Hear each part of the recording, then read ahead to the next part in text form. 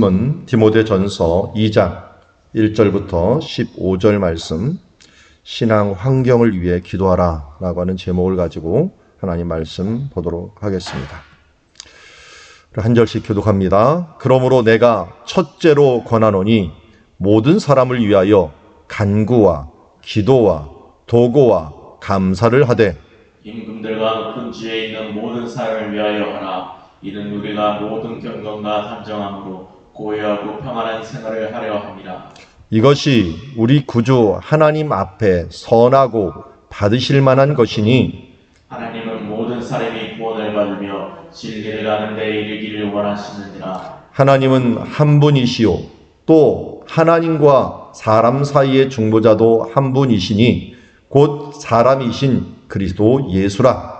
그가 모든 사람을 위하여 자기를 대속물로 주셨으니 기약이 이르러 주신 증거니라. 이를 위하여 내가 전파하는 자와 사도로 세움을 입은 것은 참말이요 거짓말이 아니니 믿음과 진리 안에서 내가 이방인의 스승이 되었노라. 그러므로 각처에서 남자들이 분노와 다툼이 없이 거룩한 손을 들어 기도하기를 원하노라. 또 이와 같이 여자들도 단정하게 옷을 입으며 소박함과 정절로서 자기를 단장하고 따은 머리와 금이나 진주나 값진 옷으로 하지 말고 오직 선행으로 하기를 원하노라. 이것이 하나님을 경외한다 하는 자들에게 마땅한 것이니라. 여자는 일체 순종함으로 조용히 배우라. 여자가 가르치는 것과 남자를 주관하는 것을 허락하지 아니하노니 오직 조용할지니라. 이는 아담이 먼저 지음을 받고 하와가 그 후며 아담이 속은 것이 아니고 여자가 속아 죄에 빠졌습니다. 같이 읽습니다. 그러나 여자들이 만일 정숙함으로써 믿음과 사랑과 거룩함에 거하면 그 해산함으로 구원을 얻으리라. 자, 앞에 보면은 에베소 지도가 있습니다. 에베소에는 크게 사도 바울이 활동했던 지역과 사도 요한이 활동했던 지역이 있습니다. 편의상 제가 사도 바울이 활동했던 지역을 에베소 1이라고도 지칭하고 또 저기 위에 사도 요한 교회가 있는 아야술룩이라고 하는 곳을 에베소 2라고 지칭을 하지만 실제적으로 이것은 중간에 아데미 신전이 하나가 있어서 같이 움직이는 큰 공동체였다 하는 것을 알 수가 있습니다. 그 고대에 10만이 넘는 사람들이 머물 정도였고 그들의 인구, 시민권을 가진 사람들이 얼마였는가 하는 것들은 원현 극장을 보면 알 수가 있습니다. 대극장에 한 2만 6천에서 아마 2만 7천 정도 들어가는 그런 대극장이 있었습니다. 그러면 이 사람들의 곱하기 4를 기본적으로 해도 가족이 되면은 이제 10만 명 가량이 되는데 노예들까지 하면 더 많이 있었을 그런 큰 공동체요, 큰 도시였다. 그러니까 한마디로 여기 주를 아시아라고 불렀는데 이 아시아 주에서 가장 큰 도시가 바로 이 에베소였습니다. 오늘 우리가 보는 이 디모데 전서는 여기서 사역하고 있는 디모데에게 사도 바울이 로마로부터 보낸 편지라고 할 수가 있습니다. 그러다 보니까 편지를 받는 지역에 대한 그런 배경이 굉장히 중요한데 로마 시대 때 그 역사가 그 로마 시대 역사를 쓴 사람이 로마 이 제국을 쭉 돌아다니면서 우리 지역에는 우리 로마 제국 근처에는 7대 불가사리가 있겠다 하면서 우리가 잘 아는 이거 피라미드부터 시작을 해갖고 몇 가지를 얘기를 했는데 그 중에 하나가 아데미 신전이었습니다. 아데미 신전이 불가사의하다라고 하는 것은 그만큼 사람이 어떻게 이것을 지을 수 있을까 할 정도로 거대한 신전이 있을 정도로 여기에 있는 신전이 위치하고 있는 것을 보게 됩니다. 그래서 여기 지금 노란색이 에베소 2라고 할 수 있고 지금 빨강색이 에베소 1이라고 할 수가 있고요. 저 멀리 항구가 있었던 지역이 보입니다. 에게해라고 할 수 있는 지역이고요. 저 노란색 있는 곳에 에베소 2에서 찍은 사진이 아랫부분입니다.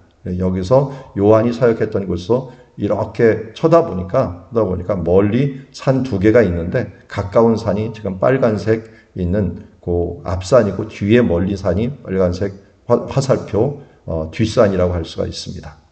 자, 그리고 여기에는 신전이 그러니까 이 노랑과 빨강 사이에 아데미 신전, 큰 신전이 자리 잡고 있었고 그 주변에 많은 사람들이 살았다라는 것을 알 수가 있는데 원래는 여기 지금 육지로 되어 있는 이 장소가 이런 식으로 바닷물이 들어와 있는 장소였고 그 가운데 지금 아데미 신전은 다 부셔졌습니다. 다 부셔져갖고 기독교가 공인이 되면서 이걸 다 부셔갖고 문을 만들고 교회를 만들고 또 도시를 만드는데 이 돌들을 다 사용했습니다. 심지어 지금 이스탄불이라고 하는 콘스탄티노플 있죠. 그것을 새로 건설할 때 여기 있는 아데미 신전을 다 부셔갖고 가져가갖고 만들기도 했다 할 정도로 어마어마한 신전이었다 하는 것을 알 수 있고 지금 터키 정부에서 그 기념비적인 이 기둥만 세워갖고 이 정도 높이였다 하는 것들만 만들어 놓은 상황에 있습니다. 자, 이것을 우리가 명심하고서 오늘 말씀을 봐야지 그렇지 않으면 우리가 오해하기 쉬운 말씀 큰 게 하나가 좀 나옵니다. 그 부분들을 알려주기 위해서 에베소 배경을 먼저 말씀을 드립니다. 자, 먼저 1절에 보면 그러므로 내가 첫째로 권하노니 모든 사람을 위하여 간구와 기도와 도구와 감사를 하되 자, 먼저 권한다. 이 프로토스라는 말인데 원래 사도 바울이 그 앞에 프로토스라는 말을 하나 썼어요. 이게 뭐냐면 첫째다. 그런데 이 첫째를 괴수라는 말로 했죠. 내가 죄인 중에 첫째가 된다. 우두머리다. 이 제일 먼저가 되는 사람이다 하는 것들을 괴수라고 얘기를 했는데 여기도 프로토스라는 말을 씁니다. 첫째로 권하는 것이 이것이다. 라고 했는데 여기 제가 이제 그리스에서 좀 살아봤잖아요. 그리스에서 헬라어를 쓰는데 지금 헬라어하고 2000년 전 헬라어하고 너무 틀려갖고 우리나라 훈민저금 읽을 때 우리가 스스로 읽기 힘들잖아요. 그게 500년밖에 안 된 거예요. 그런데 헬라어는 2000년이 변한 겁니다. 이때 쓰는 거하고. 그러다 보니까 너무 많이 변해갖고 이 사람들도 글자는 똑같은데 우리는 글자도 좀 바뀌었죠. 그런데 이 사람들 글자는 똑같아요. 그런데 읽기는 읽는데 무슨 말인지 몰라요. 너무 많이 바뀌어갖고. 그렇지만 똑같은 말들도 많이 있어요. 당연히 옛날부터 쓰던 말들 중에 명사나 동사 중에 같은 말들이 있죠. 그 중에 하나가 아주 많이 쓰는 말이 있어요. 파라칼로라는 말을 써요. 파라칼로. 파라칼로스. 칼로. 이렇게 파라칼로라고 옛날에는 발음하고 지금은 파라칼로라고 부르는데 이게 뭐냐면 플리즈라는 말이에요. 플리즈. 내가 원합니다 하면서 플리즈 이렇게 얘기하는 말이 파라칼로래요. 그래서 거기 그리스에 가면 맨날 지나가다 보면 좀 지나가야 됩니다. 좀 비켜주세요. 파라칼로 이렇게 얘기하면서 갈 때가 많아요. 여기 1절이 바로 파라칼로로 시작을 합니다. 파라칼로. 내가 원한다. 나는 권한다. 권한다 하지만 제발 원하는 것 중에 하나가 뭐냐? 이걸 얘기하는 거예요. 기도하기를 원한다. 모든 사람을 위해서 어떤 기도를 하느냐? 간구와 기도와 도구와 감사를 한다. 쉽게 말하면 이 기도를 강조한 네 단어라고 할 수도 있지만 기도에는 이런 기도가 있구나. 우리 예배도 마찬가지죠. 옛날에 제사 그러면은 제사를 드리면 되는데 그 제사 앞에 다양한 제사들이 있었어요. 그래서 번제, 소제, 속죄제, 속건제, 화목제 이런 제사가 있었던 것처럼 여기에도 기도가 사도 바울이 말하는 데는 기도가 한 4가지 종류의 기도를 이야기합니다. 번역을 하려고 노력을 했지만 원래 의미는 간구는 우리가 알듯이 간청하는 겁니다. 하나님 앞에 무엇인가 긴박한 상황에서 어떤 특별한 성취를 위해서 탄원을 하는 것. 이것이 바로 간구다라고 할 수가 있고요. 기도는 일반적인 기도죠. 가장 많이 쓰는 건데 우리 기도는 뭡니까? 하나님을 향한 모든 경건한 아뢰을 이야기합니다. 하나님을 향하여 경건한 아뢰. 하나님께 경건하게 아뢰는 것을 얘기하고 우리가 잘 안 쓰는 것 중에 하나가 도고죠.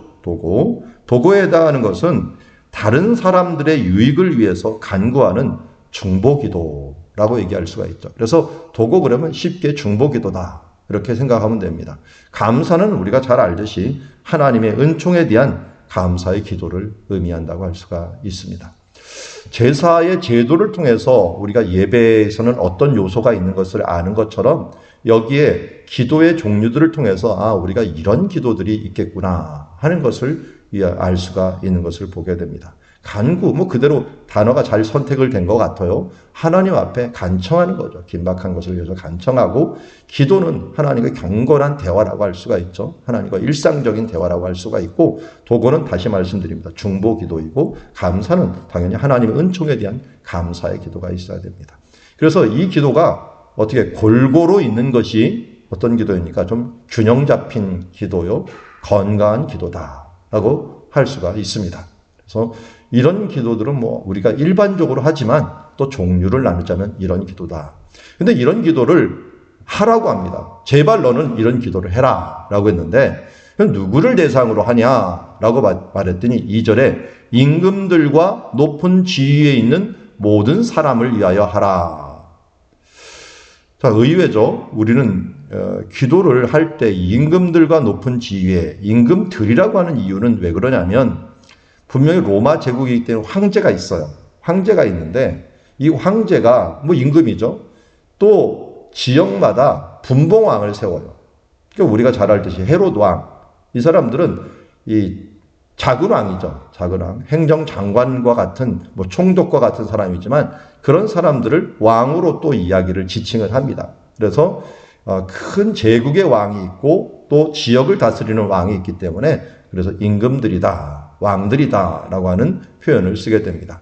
그리고 높은 지위에 있는 사람, 총독들도 있을 수 있고요. 또 총독 안에도 또 총독. 그러니까 이스라엘도 보면은 유대도 어떻게 됩니까? 큰 수리아의 총독이 있습니다. 그 수리아 안에 또 지방을 다스리는 총독, 빌라도 같은 사람들이 또 지방을 다스리는 총독입니다. 이게 새끼 총독이죠. 이런 총독들이 있기 때문에 높은 지위에 있는 다스리는 모든 사람들을 위하여 하라. 의외입니다. 왜 이런 정치인들을 위해서 기도를 해야 되는가 봤더니 이는 우리가 모든 경건과 단정함으로 고요하고 평안한 생활을 하려 함이라. 이 생활이 뭐겠어요? 신앙생활. 그러니까 평안한 신앙생활을 하기 위해서 간구와 기도와 도구와 감사를 이 임금들과 지위에 있는 사람들을 위하여 하라는 겁니다. 왜냐하면 이 사람들이 법을 가지고 다스리게 되는데 법의 많은 부분들이 코에 꼽으면 코걸이, 귀에 걸으면 귀걸이가 있을 때가 굉장히 많지 않습니까? 그런데 가능하면 법적으로 하려고 하지만 특별히 황제가 이 법을 바꿔버리면 이 주변에 있는 복음을 전하는데 정말 문제가 많이 생겨버립니다. 하나님께서 때가 참의 아들을 보내셨다라고 했는데 어느 때가 찼냐 봤더니 복음을 전하기에 정말 좋은 고요하고 평안한 때가 온 것입니다. 그래서 로마가 쓴 정책이 예수님이 오실 때 쓴 정책이 팍스 로마나라고 하는 정책입니다. 이 팍스라고 하는 평화라는 뜻을 갖고 있는데 어떻게든지 모든 지역을 평안함으로 유지해라 라고 하는 것들이 이 티베리우스 황제의 황명이었습니다. 그러니까 가능하면 허락을 해주고 또 문제가 될 것, 그 중에 뭐를 또 쓰냐면 종교적인 문제는 절대 건드리지 마라. 종교적인 문제는 모든 사람들에게 자유를 줘라 하는 게 이게 고레스, 바사 왕부터 시작해서 바사, 헬라, 로마로 이어지는 것인데 이 로마가 그 정책을 그대로 받아갖고 어느 누구든지 종교에 대해서 자유롭게 이야기하고 자유롭게 믿을 수 있는 환경을 마련해 줬어요. 차라리 그걸 건드리게 되면 더 큰 소요가 일어난다는 걸 로마는 알았기 때문에 이 사람들에게 그 부분들을 방해하는 사람들 차라리 쳤습니다. 예를 들어서 사도 바울이 2차 전쟁을 해서 고린도에 갔는데 고린도에서 유대인들이 사도 바울을 데리고 가고 갈리오가 총독으로 막 바뀌었으니까 민원을 들어줄 것이라 그래갖고 그에게 바울을 데려왔고 고소를 했더니 그 갈리오가 뭐라 했습니까?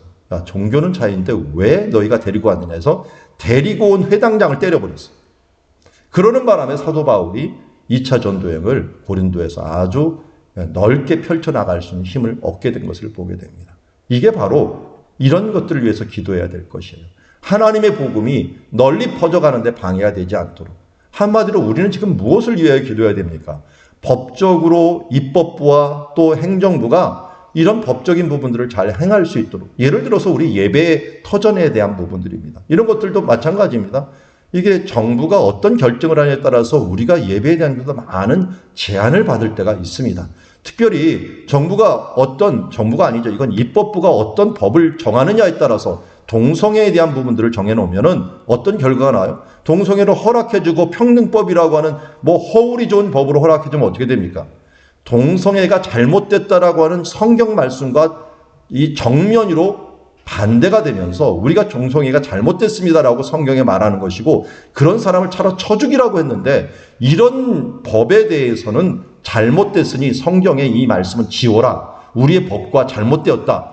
이렇게 나오면 어떻게 됩니까? 우리는 진리를 갖고 목숨을 갖고 싸우는 하나님의 법인데 이것과 정면으로 잘못됐다면 이 세상과 또 트러블이 생기는 거예요.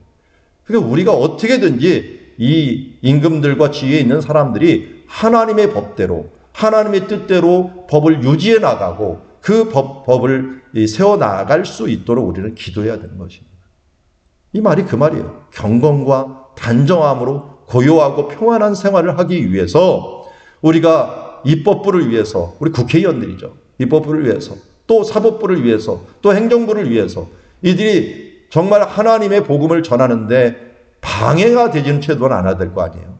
그들이 도움을 못 주더라도 그런 일들을 위해서 기도하라는 것은 바로 여기에 있는 이 말씀의 근거에서 우리가 더욱더 기도해 줘야 된다. 무조건 반대, 무조건 하는 게 아니라 하나님 우리의 국회의원들의 마음들 그리고 우리의 행정부와 사법부의 마음들 하나님 붙들어 주시옵소서 위하여 우리가 기도하고 행하는 것들은 우리의 신앙 환경을 위하여 기도하라라고 말씀합니다. 그것은 우리의 신앙생활과 직결되는 것이고 지금도 교회를 10%로 제한하는 것들 왜 그럽니까? 아니 공연할 때는 5,000명까지도 허락을 하는데 예배 드릴 때 10%로 제한하고 식당에서는 마스크 다 벗고 식사를 하는데 우리는 마스크 다 쓰고 예배를 드리고 그리고 실제적으로 이 결과를 봤더니 예배 중에 코로나 걸린 사람이 아무도 없어요. 저도 한 2,000여 명 있는 교회 우리 동기 목사님을 요번 주에도 만났는데 그 목사님이 얘기하더라고요. 자기는 정말 철저해요. 근데 그런 분들은 분명히 코로나 환자가 온대요. 아니나 다를까 자기네 교회도 장로님이 코로나를 걸렸다. 예배 드리고 나서 월요일 날 코로나 확진이 됐대요. 그런데 그 장로님이 사방을 그 날 따라 막 돌아다녔대요. 이건 뭐 행정한다고 저것저것 다 돌아다녔는데 다행히 아무도 안 걸렸대요. 왜냐면 본인들 이 교회에 좀 규모가 있는데 철저하게 이 마스크를 쓰다 보니까 아무도 안 걸렸다 그러더라고요. 그러니까 어떻게든지 우리가 조심하는 건 조심하는 건데 제한하는 게 너무 심한 것들은 저도 행정부에 대해서는 조금 불만이 그렇다고 그 부분들에 대해서 우리가 뭐 반감을 가지고 나갈 필요는 없지만 우리의 기도는 그래서 더 기도가 필요한 겁니다. 이제 이성적으로 바르게만 판단을 했으면 좋겠다 하는 생각을 가지게 하는 것입니다. 그래서 3절에 보면 이렇게 기도하는 건 뭐라니까 우리 구주 앞에 선하고 받으실 만한 것이다. 그러면서 4절이 참으로 이거 이제 힘든 말 중에 하나인데요. 하나님은 모든 사람이 구원을 받으며 진리를 아는 데 이르기를 원하느니라. 제가 대학교 1학년 때 옛날에는 MT 같은 걸 많이 갔습니다. 지금 강촌이라고 하는 쪽으로 제가 MT를 우리 대학교 제가 안양 사람인데 안양 하구에 하고 갔는데 거기 갔더니 또 이 여자 대학교에서 또 MT를 같이 한 건물에 왔더라고요. 그랬더니 옛날에는 또 이렇게 미팅을 또 많이 시켜주고 또 같이 모여갖고 뭐 노래 부르고 뭐 모닥불 피워놓고 막 했던 그런 때가 있었어요. 그 강가 앞에서. 근데 그때 뭐 저는 1학년이었으니까 그냥 우두커니 선배들이 하라는 대로 그냥 하고 있었는데 그때 지금 여대가 생각이 안 나는데 서울에 있는 어떤 여대였어요. 거기에 있는 한 4학년 선배가 있었는데 이렇게 얘기하는 거 보니까 교회를 다니더라고요. 그래서 이런 교회 얘기를 이렇게 했는데 그분이 지금도 했던 얘기가 이 말씀이 생각이 나요. 그 사람이 얘기하기를 모든 사람이 하나님께서 구원을 받기를 원하신다. 그렇기 때문에 구원받는 것들은 누구나 구원받을 수 있다. 누구나. 예수 믿으면 누구나 구원받을 수 있다라고 이야기하면서 그런 만인 구원서를 얘기하더라고요. 그러니까 만인 구원서는 모든 사람들이 구원을 받는다라고 하는. 그러니까 하나님께서 그러니까 무슨 얘기든 이리 가든 저리 가든 구원만 받은 예수 믿고 구원받으면 된다. 또 뭐 심지어 예수 안 믿어도 착한 일 하면 구원을 받는다. 이런 것까지 얘기를 하더라고요. 제가 그 뒤에 이 말씀을 쭉 배우면서 알게 된 것 중에 하나가 그게 이제 만인구원설이라고 알미니안주의라고 얘기를 합니다. 이 알미니안주의는 믿으면 구원받는다라고 얘기하면서 예정론을 부인하고 있어요. 이 말씀을 딱 모든 사람이 구원을 받을 수 있다. 그래서 진리를 아는 데까지 이르면 모든 사람이 구원을 받는다라고 하는 그런 말씀. 그러니까 진리를 알면 된다고 했으니까 어떻게 보면 천주교 같은 경우도 그렇게 얘기하죠. 뭐 불교가 됐건 유교가 됐건 진리를 알면 모두 구원에 이른다라고 하는데 이것 때문에 이것에 가까운 이제 종파 개신교에서도 이 감리교 같은 경우가 이거에 가까워요. 그래서 행위 종교에 가까워. 그 모든 사람 노력해 갖고 구원받으면 믿으면 모든 사람이 구원을 받는다라고 하는데 이 관건이 이 모든 사람이에요. 이 모든 사람이 예수를 안 믿는 모든 사람을 해당하는 것인가? 아니면 예수를 믿는 사람들을 해당하는 말인가? 하는 부분들에서 이 관건으로 많은 해석이 갈리게 됩니다. 쉽게 말해서 이렇게 얘기하죠. 십계명은 세상 모든 사람을 위하여 주신 말씀일까요? 아니면 하나님의 백성을 위하여 주신 말씀일까요? 십계명은 모든 사람이 지키면 다 좋죠. 그런데 여호와 하나님이 그 말씀을 주실 환경을 생각을 해보시죠. 그것은 이스라엘 백성을 끌어내서 시내 산에서 머물고 있으면서 주신 돌판이에요. 언약의 돌판이고 말씀의 돌판이라고 할 수가 있어요. 이걸 모든 사람에게 적용시켜버리면 어떻게 됩니까? 지금 당장 가서 우상을 만들지 말라 그랬으니까 이 불교들 사원 절에 가고 이 불상들을 다 부셔버려야 돼요. 당군 세워놓은 교회 학교들이 있더라고. 다 부셔버려야 돼요. 왜? 우상을 세우지 말라고 했으니까 모든 사람들에게 해당하는 말이니까요. 여기도 마찬가지입니다. 지금 디모데에게 편지하는 것은 누구한테 쓰는 것입니까? 디모데가 남겨둔 이유가 뭐라고 했습니까? 그곳에 있는 사람들을 제대로 가르쳐서 바른 교훈을 가르치라는 거예요. 그러니까 교회 공동체에게 쓴 지금 편지이지 이게 모든 사람들에게 쓴 편지가 아니라는 것입니다. 그런 면에서 이 모든 사람들이라 하는 것들은 교회 공동체 안에 있는 사람들입니다.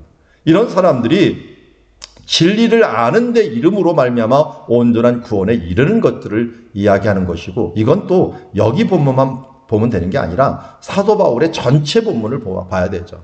당연히 로마서 같은 경우에서는 믿음으로 구원 얻는 부분들과 또 제한적인 구원들 또 예정된 사람들의 구원에 대한 부분은 사도 바울이 수시로 이 부분들을 이야기하고 있기 때문에 이거 하나만 가지고 말을 해서는 안 된다는 것입니다. 그런 면에서 모든 사람들, 우리 편지를 받는 지금 모든 사람들이 하나님은 구원을 받으며 진리를 아는 데 이르기까지. 왜요? 그 앞에 있는 기도를 얘기하는 거예요. 이런 기도를 해라. 왜냐하면 고요한 가운데 평안한 생활을 하면서 구원을 받으며 진리를 아는 데 이를 때 뭐가 돼야 돼요? 평안함이 먼저 돼야지 전쟁이 일어나고 박해가 일어나면 언제 성경 공부하고 언제 하나님 앞에 성장하겠어요? 그냥 쫓겨다니면서 있고 그거 믿느라고 급급한. 지금 북한 사람들이 성경 공부를 제대로 하겠어요? 성경을 제대로 읽겠어요? 하나님에서 어떻게 자라가겠어요? 믿느라고 급급한 그런 삶들. 태어나라고 그냥 급급한 삶 속에서 끝나버리는 거잖아요. 그러다 보니까 너희들은 이런 기도를 통해서 임금들과 지도자를 위해서 기도해갖고 하나님의 말씀의 환경을 위해서 기도하라는 겁니다. 그러면서 5절에 왜냐하면 하나님은 한 분이시오 또 하나님과 하나님 사이에는 중보자는 한 분이시니 곧 사람이신 그리스도 예수시라. 자, 구원에 대한 부분들을 진리를 아는 데 이르기신을 원하는 하나님이 왜 이런 기도를 하고 왜 이 진리를 아는 데까지 이르기를 원하시느냐? 하나님은 한 분이시오 또 하나님과 하나님 사이에 중보자도 한 분이시니 곧 사람이신 그리스도 예수라. 라고 얘기했는데요.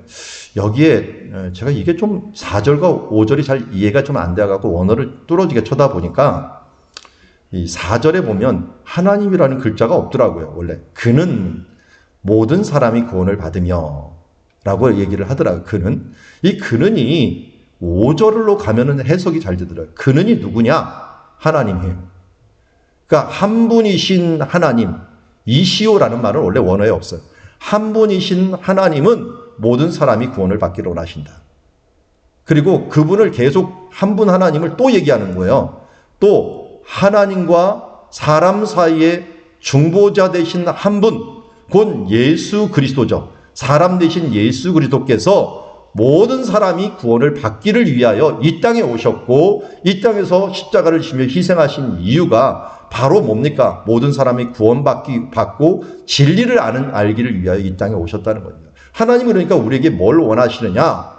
예수님이 곧 이 땅에 오셔서 뭘 원하시느냐? 우리가 예수 믿고 구원받기를 원하신다는 거예요. 어떻게 해요? 진리를 아는 데까지 이르기 위해서. 진리를 아는 데까지. 그래서 예수님이 오셔갖고 하신 일이 크게 두 가지죠. 두 가지예요. 우리가 잘 아는 대로 십자가에 죽으셔서 우리의 구원을 위하여 죽으셨어요. 또 한 가지는 뭡니까? 천국 복음을 전하셔서 진리를 아는 데까지 우리가 이르기를 원하셨던 것을 보게 됩니다. 그러니까 한 분이신 하나님, 인간과 하나님 사이에 중보대 되신 그 예수 그리스도, 그분이 정말 우리에게 원하시는 것이 뭐냐? 우리가 바로 구원을 받고 진리를 아는 데 이르기를 원하신다라는 것입니다. 그 진리를 아는 데 이르기 위하여 필요한 환경이 뭐냐? 고요함과 평안함 가운데 우리가 예수님을 믿는 게 중요하다.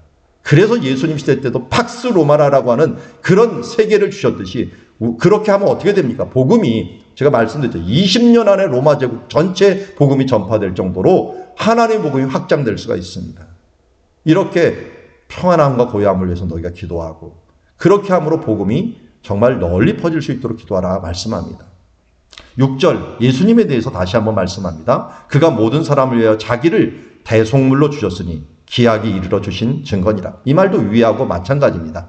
카이로스라는 말을 씁니다. 카이로스하고 크로노스라고 하는 시간의 두 가지 개념을 쓰고 있대. 크로노스는 그냥 일정한 흘러가는 시간을 얘기한다면 여기는 카이로스라고 하는 것은 약속된 시간을 얘기합니다. 그리고 여기 카이로스는 약속된 시간이 이르렀다는 거예요. 약속된 시간이 이르러서 하나님께서 자기의 이 아들을 대속물로 주심으로 말미암아 결국 뭘 하겠다는 거예요? 모든 사람을 구원하기 위하여 바로 이 일들을 행하셨다는 것입니다. 이런 예수님의 이 놀라운 말씀들이 편만하게 모든 사람들에게 알려지기 위해서는 그야말로 평안함을 위해서 너희들이 기도를 하라라고 하는 것이고, 그리고 이를 위하여 7절에 보니까 사도 바울이 뭡니까? 내가 전파하는 자와 사도로 세움을 입은 것은 참말이요 거짓말이 아니니 믿음과 진리 안에서 내가 이방인의 스승이 되었느니라. 평안한 상태가 유지돼야지 어떻게 돼요?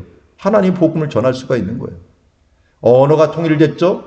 이 모든 제국으로 통일됐죠. 길이 놓여졌죠. 그 항해의 모든 안전이 되었죠. 로마가 또 해양 문물을 발전시켜 갖고 배가 발전이 되었죠.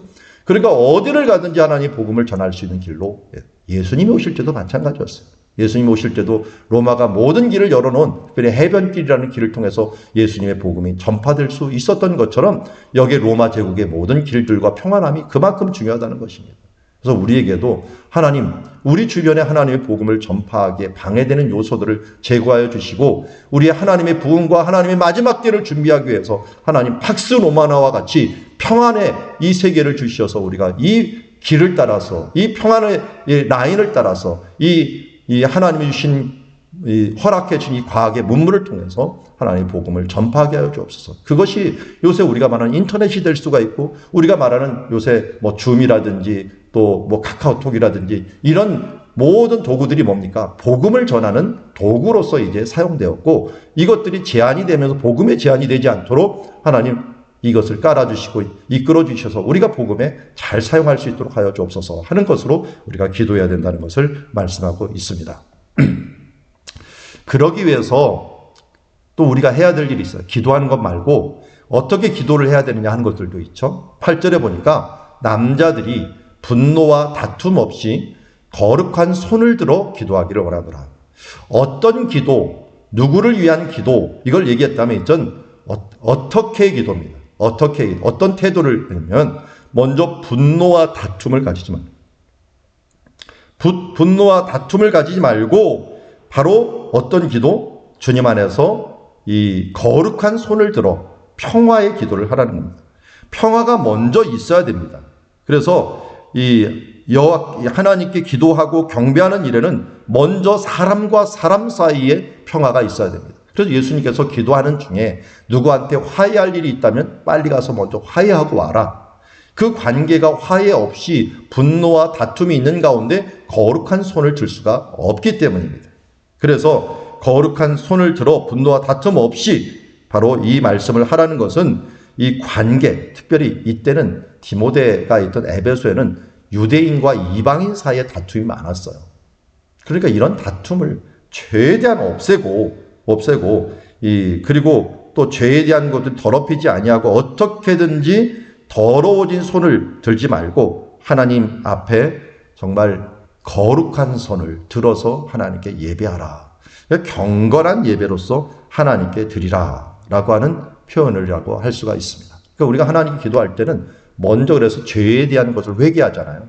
회개하는 것, 깨끗한 마음으로 하나님 앞에 손을 든다는 거 이스라엘에서는 맨 처음에 기도하는 게 다 고대에는 이렇게 기도를 했으니까요. 그래서 이 손을 들어 기도하라. 9절부터 15절에 나오는 게 정말 난제인데 벌써 시간이 많이 갔기 때문에 이 부분들은 말씀하기 좀 힘들지만 이렇게 얘기하면 됩니다. 요것만 못해요. 또 이와 같이만 알면 됩니다. 이와 같이. 이와 같이가 뭐예요? 위에 하는 것처럼. 예수님도 우리에게 이와 같이 내 이웃을 내 몸과 같이 사랑하라 하는 것처럼 여기는 여자들도 그렇게 거룩한 손으로 기도하라 라는 것입니다.